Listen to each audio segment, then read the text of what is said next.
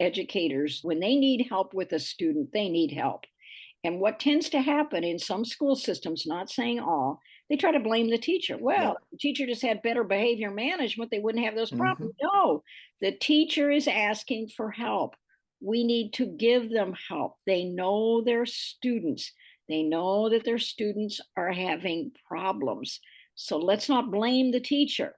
Let's listen to what the teacher is saying to us, and let's get the student the help that they need. Welcome to the Classroom Narratives Healing and Education podcast, the space where education meets resilience.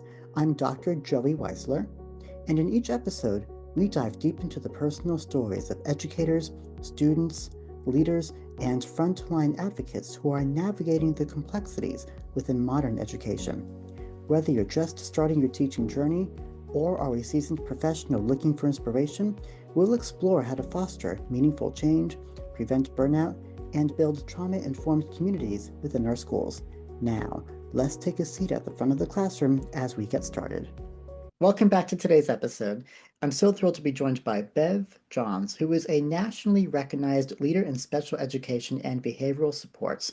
And she's someone who has spent 4 decades working alongside students with emotional and behavioral needs, along with their teachers and their families. Across her career, Bev has helped shape how schools think about behavior, regulation, safety, and even dignity in classrooms, especially for students carrying trauma or navigating complex life circumstances. And in our conversation, we're going to continue reflecting on what teachers often are feeling but are rarely saying out loud, which is how hard it is to balance compassion with structure and how punitive systems are failing the very students who need the most connection, and why seemingly small choices can change everything. And Bev is here today bringing together her research, her lived classroom experiences, and her deep humanity for the field. And this episode is really about seeing the students beneath their behaviors and helping teachers feel less alone in that work. Bev is now a learning and behavior consultant and was a professional fellow for McMurray College, where she taught courses on special education law, emotional behavioral disorders, and diverse learners as well. And she has also taught classes at Illinois College, and she has been the lead author of 23 books and co-authored 12 others. Bev, what a bio. Welcome to the show. Thank you. I'm delighted to be here. Delighted to be here, and always love talking to kindred spirits who believe that we need to look at each child, each educator, each parent as an individual and respect their individuality and look at how we build positive relationships.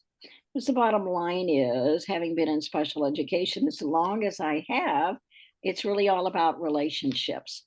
And if we don't have a positive relationship with the teachers with whom we're working, or the children with whom we're working, or the parents, we can't really see what their needs are. And we need to look at them as a whole person and look at what their strengths are and what their interests are and what drives them, what's important to them. And most important, I think that when we're working with children, parents, and educators, we have to build them up. That's the bottom line. I think that sometimes people get in negative traps and they don't really look beyond the external behavior that some of our children have. And some of our children who engage in external behaviors are trying to tell us something. And that something is probably something that we can't see until we get to know the child. So I have worked with a lot of children who have internal issues. In other words, it might be anxiety, it might be depression, and learning disabilities, because I call all of those invisible disabilities and we can't see them. And when we can't see something, we tend to not understand what it is. We can see observable behaviors. The child may be throwing a book across the room or hitting someone, and we can see those things, but we really don't look at what is going on with the child. And the thing that I have found working with children over a number of years is we need to do a better job of looking at the whole child and looking at all of what I call the comorbid conditions that Mhm. the child might have. So, yes, they might have ADHD, but oh, they also have a learning disability. Oh, they also have depression. Oh, they also have executive function problems, and the list goes on. And we sometimes are looking for simple solutions, and there are no simple solutions because our children have complex needs. And to really get to the bottom of what their needs are, we have to do a thorough evaluation and we have to get to know the child and what's going on beyond all of the observable behavior. So I tell and will always tell school districts that one place you never cut corners is on an evaluation of a child, because that evaluation is going to give you very useful information about what that child really needs. I have worked with children who have dyslexia, and maybe they also have ADHD, but some of them also have anxiety because, again, there are comorbid conditions. So our children are complex beings, and we have to understand the complexity of their needs and how, as educators, we have to be very careful that we're not looking for quick fixes because there are no quick fixes. Again, thorough evaluation, looking at why the child is doing this and saying, wait a minute, could it be this? Could it be this? Could it be this? And we don't always know. And that's why, together with the evaluation, we establish a positive relationship with children because we have to get to know them, who they are as people. And you and I have talked about this, the whole notion of narrative medicine, which is an area that I have become very interested in because it's looking at the whole person and who that person is as a human being. And it's much more than they have this problem. It's, but who are they as a person and how can we build them up and make a positive difference in their lives? I mean, we all know the work that's been done that says a lot of our children who have gone through very rough lives, what was it that made a difference for them and how they became successful? And it was because of an educator who made a positive difference, who told them that they could do things that they'd never been told they could do before.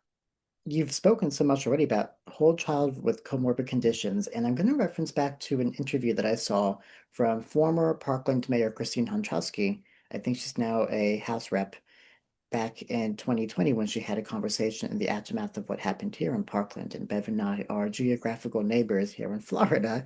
And what Christine Honchowski said in her interview in 2020 after overseeing Parkland after Parkland and before it as well, she was reflecting on the trauma that the community was undergoing within, at that point, the 2 years following the massacre. And she said, human trauma is very difficult to assess because we usually look at it at a very high level.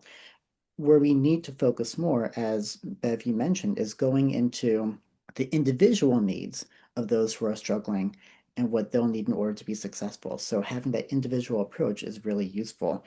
And in our pre-chat here, you were talking about some of the work that you did even back in the 80s that is still helping out different divisions even today.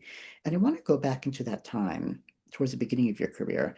And I want to ask you, what were some moments, if you're willing to share, that you saw that helped you understand where behavior wasn't really defiance, but more of a means of communication? Or were there specific moments that led you to think about how you progressed your work in that area for today?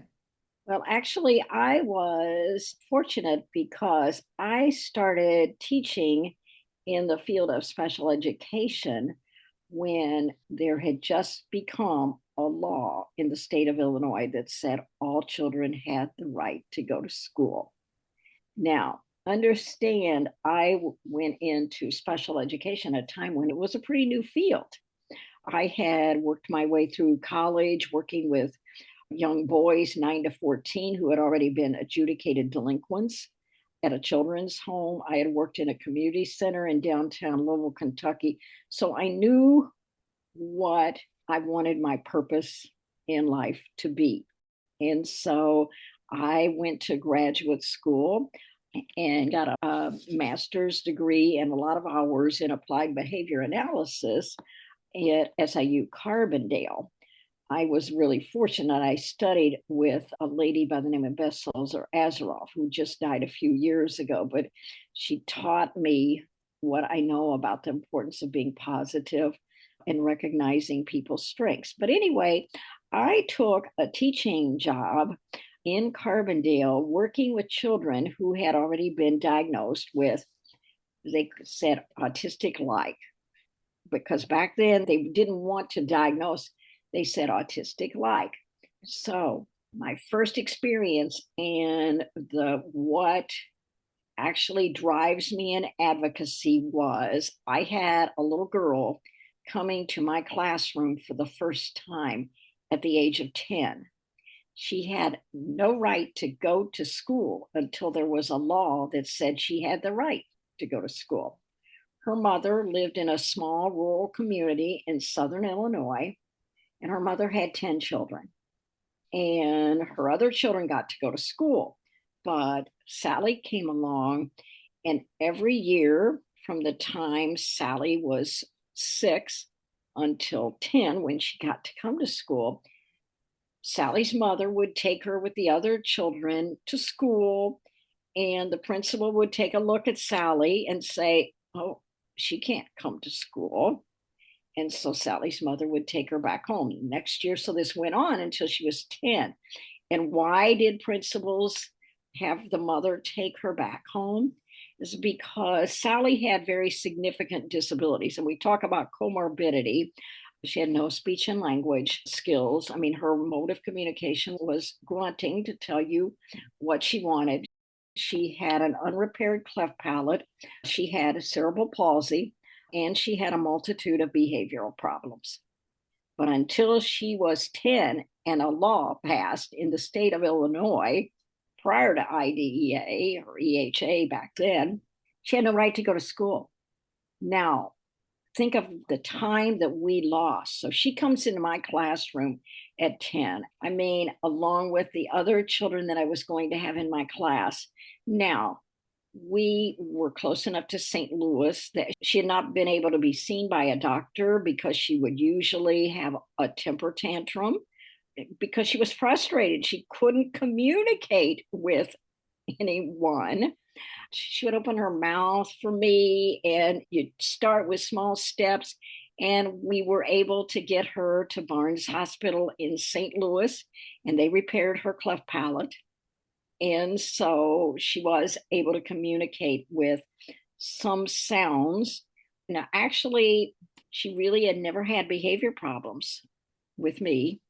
She was happy to be in school, and she was happy doing things that she could do and be successful at. But I always thought, and I wrote an article, Sally Sits on My Shoulders, because this little girl does sit on my shoulders and she drives my work. So when people say, we don't need a law that says that, we don't need this law, I remember Sally. And until there was a law that said she had the right to go to school, she stayed at home. And we lost a lot of beneficial time for her. So she really brought home to me the importance of laws and how we have to have laws that protect our children.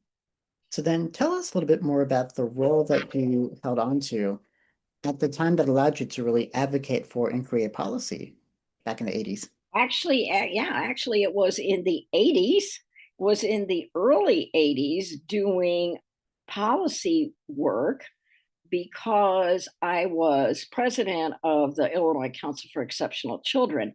And in the early 80s, we were going through a time period where they were talking about deregulate, demandate, and block grant. Those are all bad words in the field of special education for people who have been in the field. Because first of all, demandate means you don't have a law. Deregulate means you take away the regulations, and block grant means you compete with everybody else for money for children with disabilities. So I, together with a couple of other people, went to Washington, D.C., met with the president's chief of staff at the time. And we were also dealing with the same issues in the state of Illinois as well, because, some of the federal policy was carrying over. So we were working to preserve special education, and we had to get people to hearings. We had to do all of those things. And I just then realized how important being involved in policy work is, because we have to have those laws and regulations that protect children. So when you reflect on, and thank you for sharing that, by the way, when you look back and reflect on the successes from that time, what have you seen to have the most long-lasting impact from the work that you've done from then to now? Well, I mean, there are several things, because we talked prior to this about how I worked to pass legislation that made sure that students who had IEPs, once they complete their course requirements of their IEP, they get a high school diploma. Yes. That was very important policy work that I was involved in, and actually wrote the language, which is still in place today, but we continually have to educate people that it is still in place. But I also have a very interesting story about how a parent can impact policy as well. And a parent can come together with a group of people who are like minded and make a difference. I had a friend, and she lived in central Illinois, and her son had some pretty significant behavioral problems. And she called one day in tears, saying that her son was locked in a timeout box. I don't know if you read, but there was a recent story where a school district was doing that. And so, anyway, her child was locked in a timeout box. So she said, I have to do something about this. I said, well, of course. So, anyway, the bottom line is she and some of us went to legislators, and she contacted the State Department of Education, and they said, well, there's nothing we can do because there's no law on the books that says there's anything wrong with locking a child in a timeout box. That it was okay to do. Well, no, it's not okay to do. But she said, this is just not acceptable. Right. And she formed with several of us a coalition. But I will tell you, it took us a good 6 years to get legislation passed in Illinois that was very prescriptive in how timeout can be used or how physical restraint could be utilized.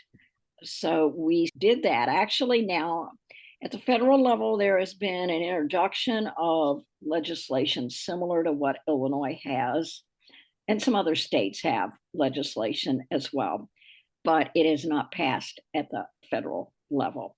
But that's kind of, sometimes legislation takes a while to pass. Right. And, we don't just get it passed overnight. We wish we could. There was another incident where it was in one of the reauthorizations of the Individuals with Disabilities Education Act. And some people said, well, all children have the right to go to school except those children who have behavior problems. And some of us said, oh, no. All means all. And all of our children have the right to go to school. Well, there were people who were trying to get that eliminated, trying to say, well, it really doesn't apply and we can expel children with behavior problems. No. Anyway, so we had to speak out. I mean, because you have to speak out when children are being wronged. And you say, wait a minute, these are people and they have rights. And we treat everyone with respect and dignity. So I think that if people continue to look at this whole notion of how we treat people and how everyone has the right to an education, but we continue to work on that. It seems that our work is never done. Oh, never, especially in academia and in education. That's right. That's right. I was thinking about this when we had first met in December, and I want to ask this if I can. So, I think of extreme cases like here in Parkland when we had students with extreme behavioral circumstances where one of them ultimately caused a nationwide attention-grabbing historical moment like a massacre. When you have students like that are in our classes that I mean, I, for one, don't think that they're being treated like they're being put in a box, like what you've described in other stories. But when they become a menace to the classroom culture, I was reading some of the notes from the trial once those went public and listening to the testimonies of his middle school teachers who were my colleagues briefly when I had taught there in 2018-19. And a lot of them were saying that they literally, even at that time, when he was a middle school student, would fear for their lives to be their teacher and would always need other assistance in the classroom, such as security, behavioral aides, to help mitigate what was going on in their environment. When you have extreme cases like that, what do you do for the student who is in need of other services that maybe we don't have, but still not doing that in the way that making us think that excluding them, like expelling, is the only solution to what we have. Right. Because expelling is not the answer, because Mm-hmm. essentially you're cutting off all of their contact Mm-hmm. with other people. I really, having read a lot about Parkland, there were multiple, and I mean multiple calls for help Mm-hmm. with this young man. He needed help. And I have seen this so many times, and people either want to ignore that there is a significant problem, or they don't want to address it. They might be in denial, or there are not adequate services. And there is a bottom line too, because people did ask to get him help, Right. but then there were these systems in place that were not working, and therefore he was not getting the help he needed. Not to condone the action, but when you look, and people will say these are isolated incidents. No, they're not. They're never Mm-hmm. isolated incidents. There were warning signs. I mean, you can watch every time there's a shooting, they'll say the person never had any problems. This is an isolated incident. No, it's Mm-hmm. not. There were warning signs. What did people try to get help? And actually, in Parkland, there were teachers who came forward and said they had tried to get him help. Mm-hmm. I mean, they knew. And I say bravo that they were trying to get him help, but the systems were broken. Mm-hmm. And when we think about the broken system in itself, for the teachers that attempt to seek out assistance and fall on deafness and blindness as a response, what can they do? And what can that student do as well? How can the system still remain intact to help everybody a part of it find success in some way? I think that it is really important that educators do speak out when they need help with a student, they need help. And what tends to happen in some school systems, not saying all, they try to blame the teacher. Yep. The teacher just had better behavior management, they wouldn't have those Mm-hmm. problems. No, the teacher is asking for help. We need to give them help. They know their students. They know that their students are having problems. So let's not blame the teacher. Let's listen to what the teacher is saying to us, and let's get the student the help that they need. I think that is just so important.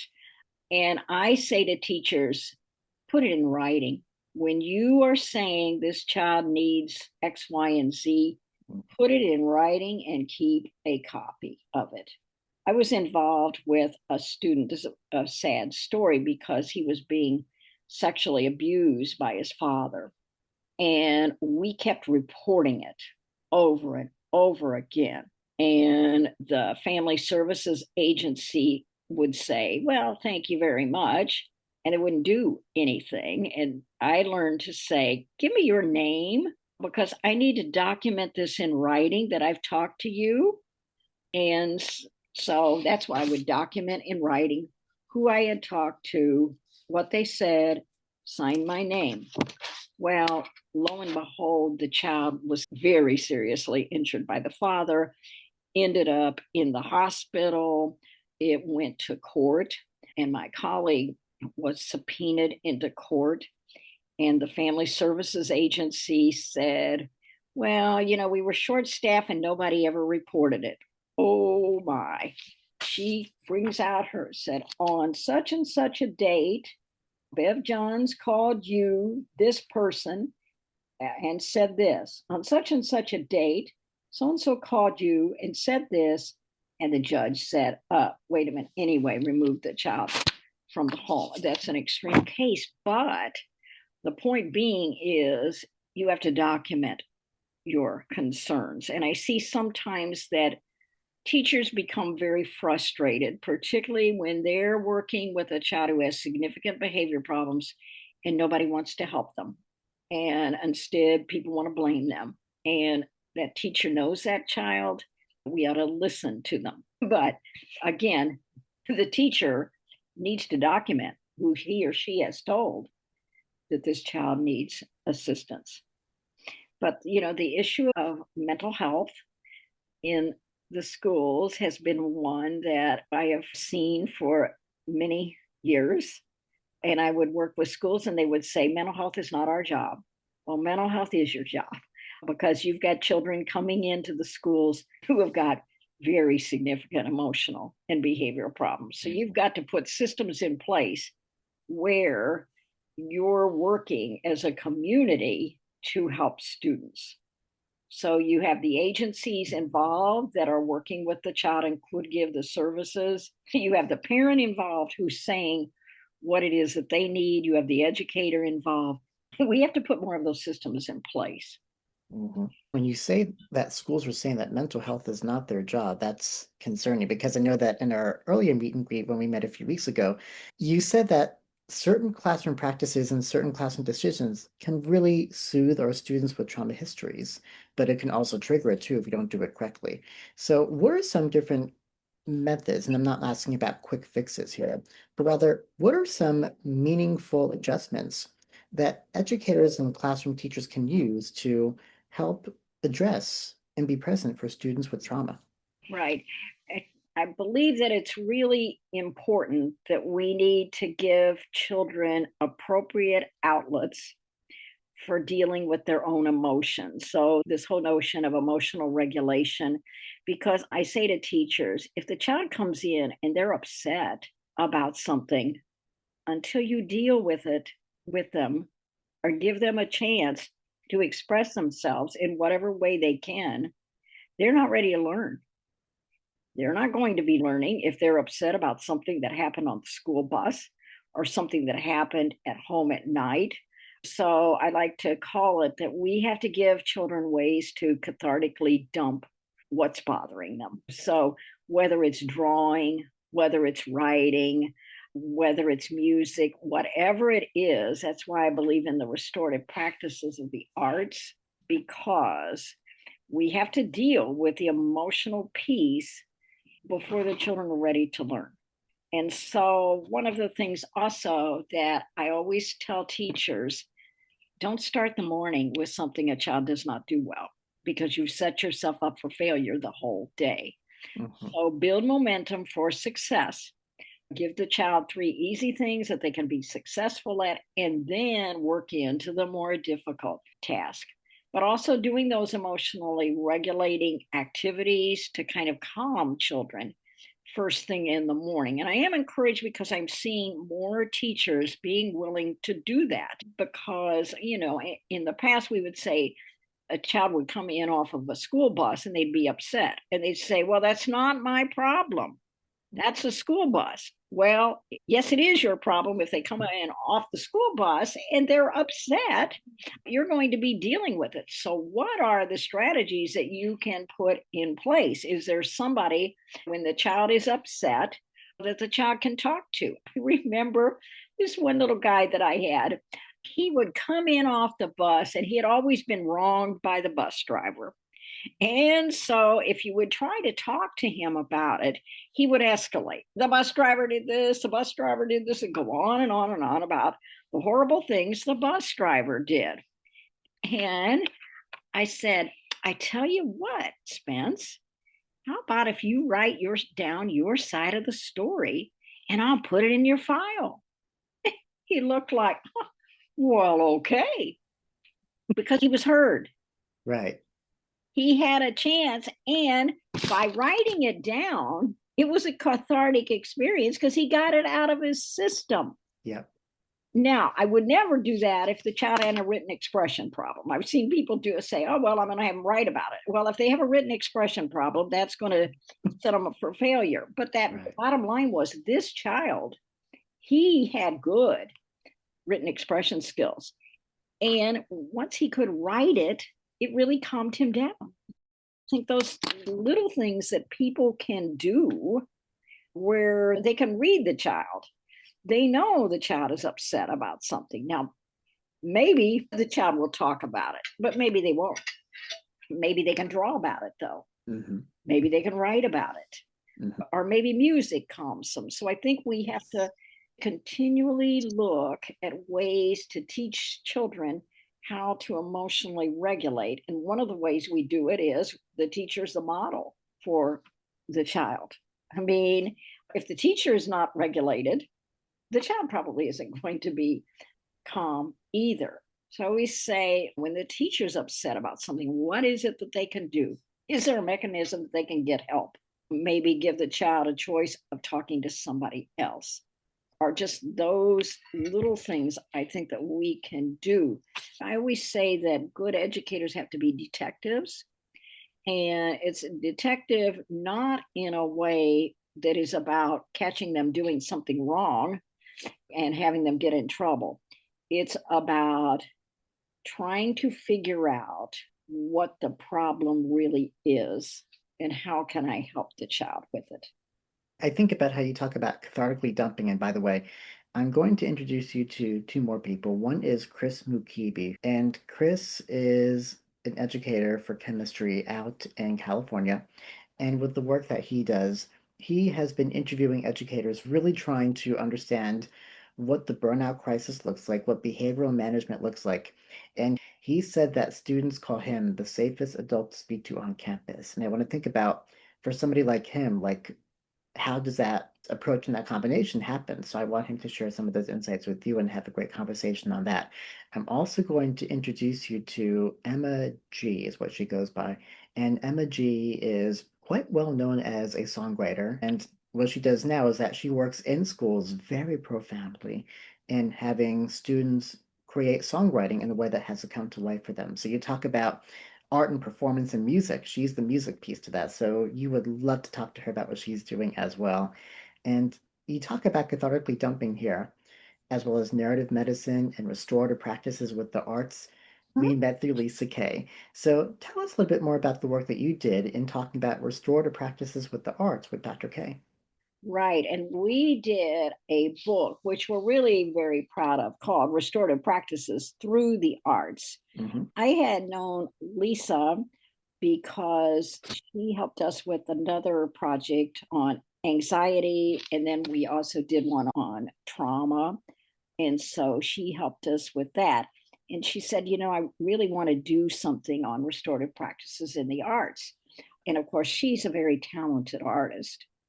And Donalyn Heisey is also a very talented artist. And my field is working with children with behavioral issues. And, I see all the possibilities. I'm a writer, but those two are very talented in the visual arts. And so she said, let's work together and do an edited book on restorative practices using the arts.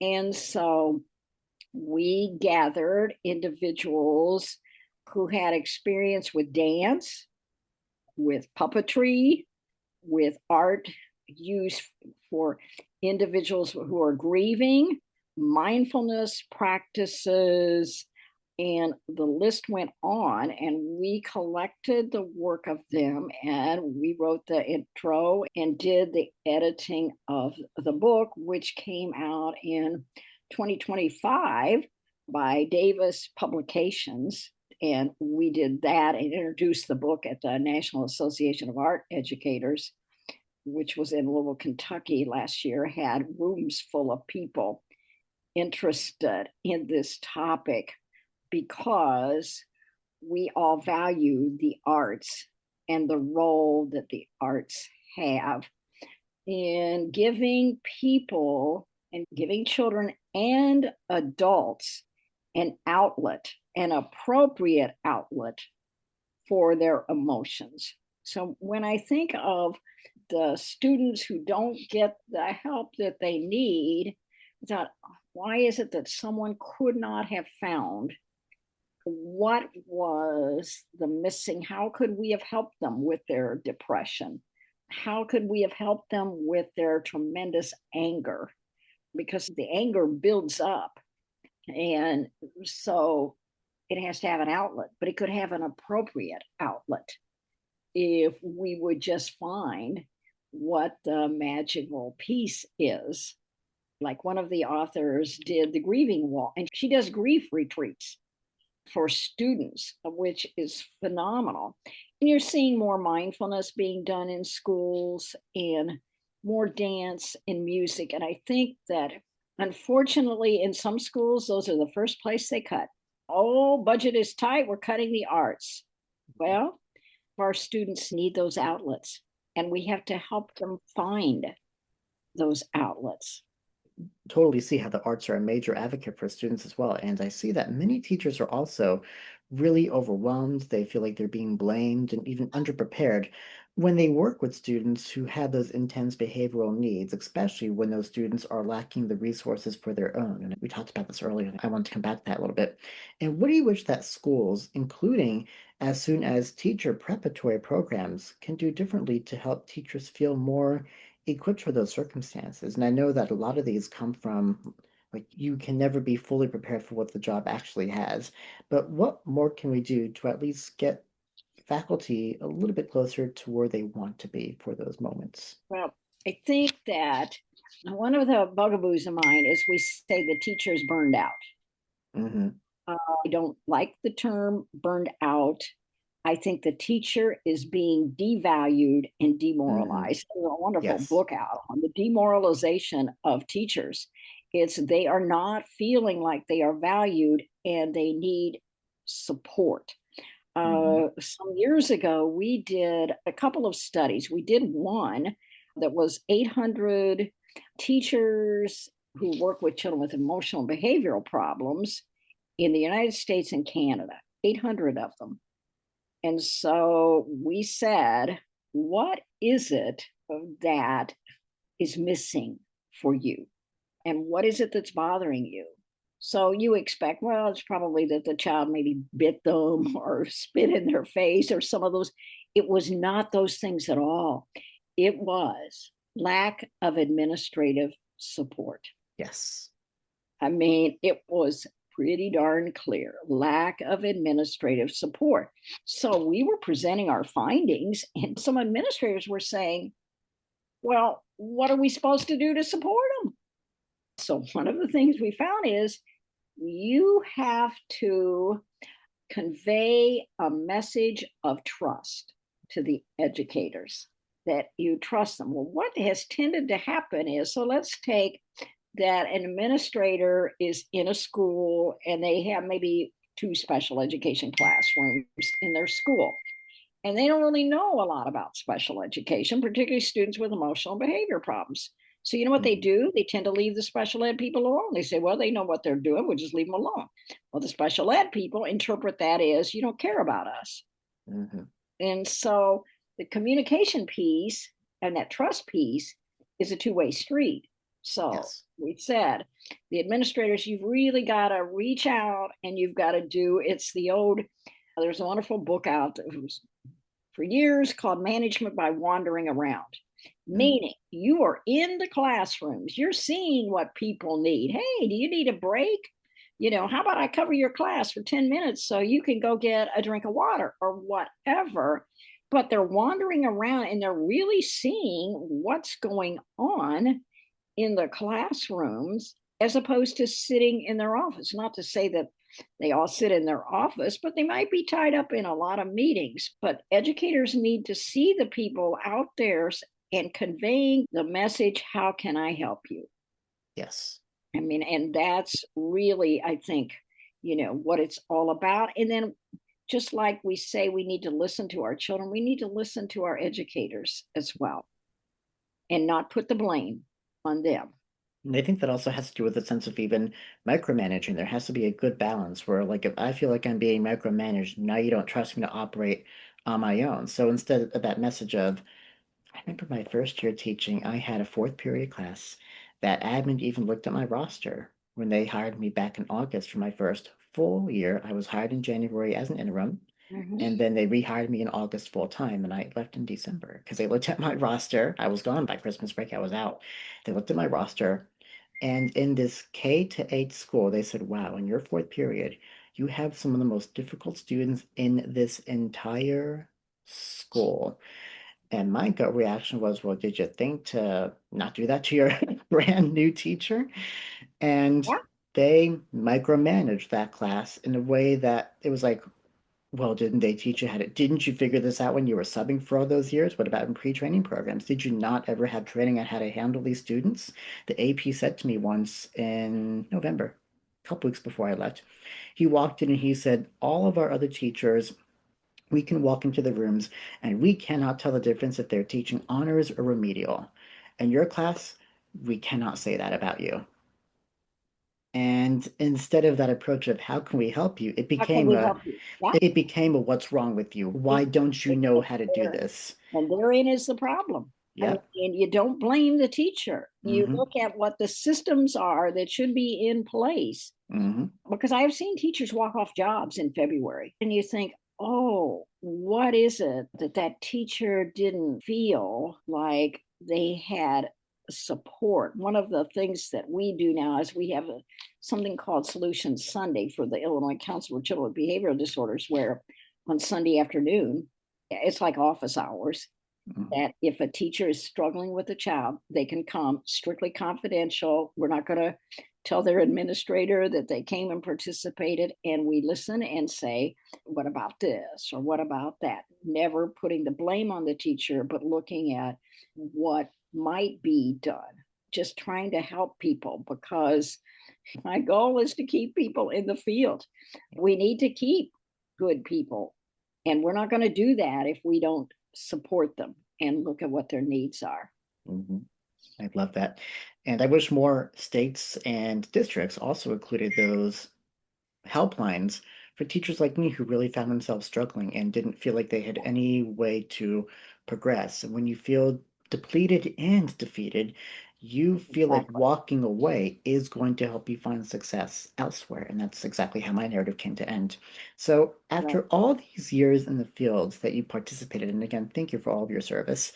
What continues to give you hope about the future of special education and even trauma responsive classrooms altogether? Well, I believe that we all have to keep working together to look at what the needs are and to talk about what small part each of us can play in helping. And just, I say to retired folks, I say, wait a minute, you may be retired, but you're needed in the schools, and we have an obligation to help educators in the field. And so that gives me hope that we're seeing people coming together to look at what services are needed. And, there will always be a lot to do. There's also a lot to learn. I always say good educators are lifelong learners. You Mhm. don't ever have all the answers. You wish you did, but we don't. Because with the complexity of the children in today's world, we all have to work together. And so, what gives me hope also is that I see more and more people reaching out for help rather than saying, oh, I got to figure this out myself. No, you don't. I mean, there are lots of people who can help, and that's what we all have to have a part in. Thank you so much for that. And are there any final takeaways for our listeners that we haven't had a chance to talk about today that was on your mind? Well, I think because, I've worked with children with special needs for so many years, I think that we all need to really take a look at the complexity of children's needs Mhm. and not look for simple solutions because there are no simple solutions. We wish there were. And so I think that we need to do thorough evaluations. We need to work in collaboration with families, and we need to work in collaboration with systems that can help and support the work that all of us are doing. Thank you so much for that. So that was Bev Johns here to remind us that the major emphasis that we should carry on as educators is by being present, having patience, and noticing others. And the work that we do in schools isn't about perfection, but rather it's about staying in positive relationships with students, even when the behaviors are allowed, and continuing to support each other within the school community. So thank you for listening, and we look forward to hearing from you next time while making sure that our students are staying well as ourselves. Thank you for joining us on the Classroom Narratives Healing and Education podcast. If today's episode inspired you or made you think differently, I'd love to hear from you. Drop a comment or review wherever you listen to podcasts and stay connected with us on the @Classroom Narratives podcast over Instagram and Facebook. Remember, together we can transform our scars into stars in education, one conversation at a time.